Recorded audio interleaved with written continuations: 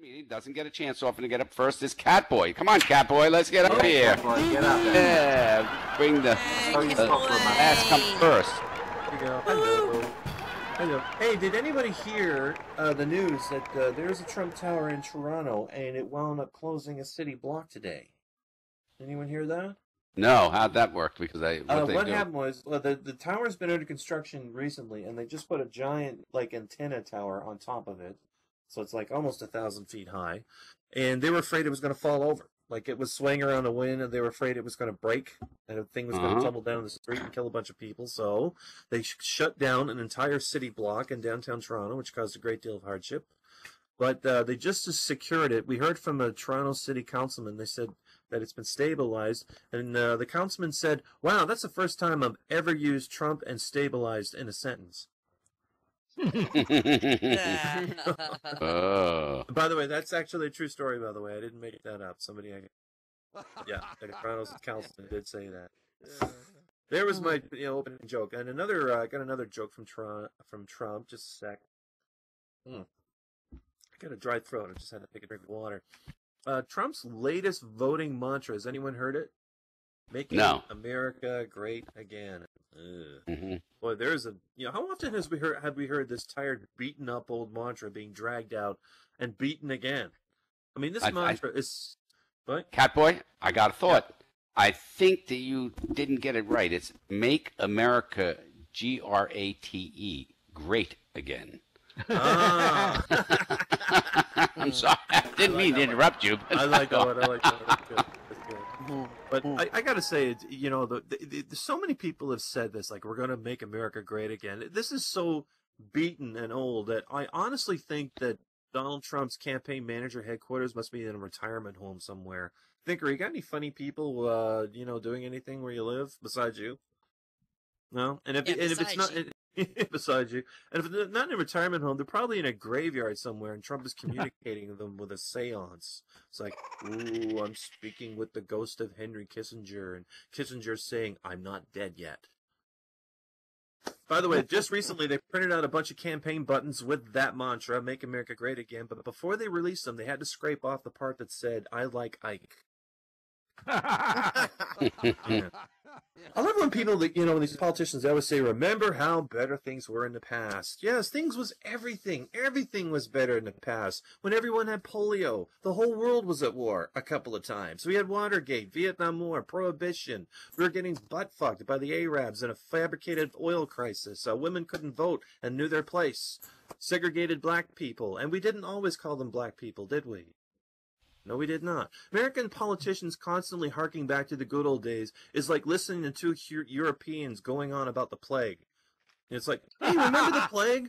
Oh, yeah, the plague was awesome. Every week, a whole family would get wiped out. We would have a brand new free place to live. We'd get together with the guys, drink some stinky warm mead, lance our boils with red-hot pokers, and the ladies would mud wrestle in the pus pit until a limb fell off and we all had something to eat. Party in the plague house, baby. Woo! Oh, God. Think of it this way. Whenever you have an image in your head about the good old days, if any of that ever actually came to pass, it would probably be the first time it ever happened. The problem is with the past is we tend to glorify our youth. Like, remember things from our childhood are always much better than they really were. And I'll give you an example. Does anyone remember those STP cars, the cars that had the huge wheel in it, where you had a little pull zip thing? You put that little rack and pin, you yank that, and that wheel would spin like crazy. That car off at 1,000,000 miles an hour. And the best version of that was the smash-up derby cars. Remember those? Smash them. I can still remember. Right? You just smash them into each other and the doors, the hood come off. Wasn't that basically just a broken toy car? Like, the doors came off. We're just trying to get kids used to the idea of buying a Ford.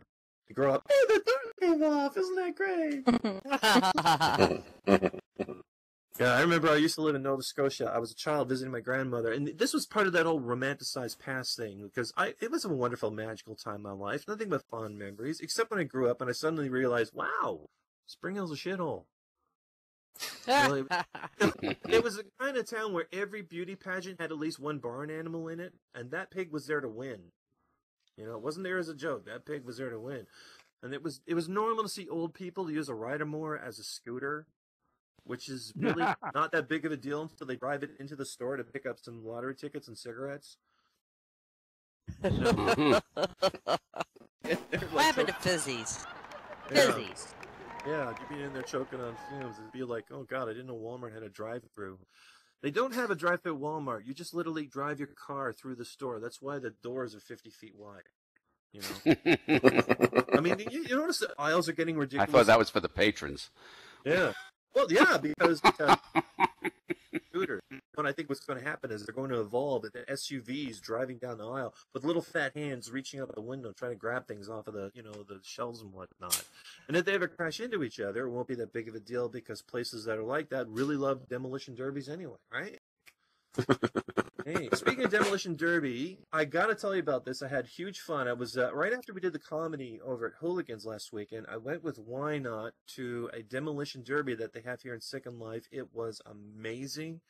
It was so much fun to give your own car. It actually smashes up into pieces. It has parts fall off it and everything. And oh god!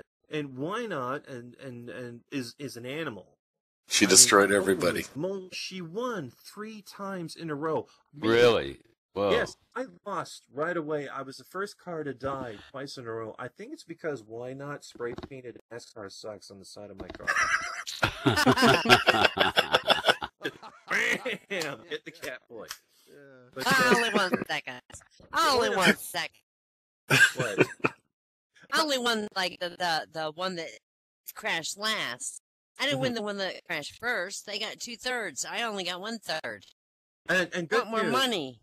Good, and good news. Eventually, she did figure out how to park that car. I did. Oh, Yes. good. Oh, good. It was all over. Yeah. Has anyone heard about this character, Kim Davis? She's that lady that refused to issue a marriage. Yes. Yes. Yes, she's You also refused to get thin. Yeah. Sorry. Oh my god. Well, she's in trouble because she refuses to do her job. I mean, I sure would love to just refuse to do my job. I'm just going to sit on my ass saying, it's good or something. But she claims she released a statement today trying to explain her position of things. She says this is not a gay or straight issue. It's a heaven or hell issue. Really? It's so crazy. It sounds like an issue of the Watchtower to me. She believes in the sanctity of marriage so much that she's been married 4 times. So I haven't even owned 4 cars in my lifetime. How the hell has this woman had 4 husbands? But let me tell you some ironic karma that should come this woman's way. If she ever tries to get married again, I hope that she gets a Catholic counselor so that they'll refuse her marriage license just because, oh, wait, no, don't recognize that divorce. You're still married to the first. Yeah, I'd like to see that happen. Well, anyway, I heard that she denied marriage license to a pair of melons, and they got very upset because they can't elope. No. They can't elope. I can't elope. That story. I had to. Anyway, it's something really strange. The other week, somebody from my previous show, they accused me of plagiarism in my jokes. Their words, not mine. Okay. I got last joke for you. What is the similarity between Forrest Gump and Donald Trump? They both just felt like running. Last one for the buddy. That's it. Yay! That's it. Whoa, way to go. Yay. Great. Yay, CatBoy! Great news for all of you. McDonald's Ooh, is going CatBoy. to now sell breakfast 24 hours a day because nobody wants to eat the rest of their fucking food.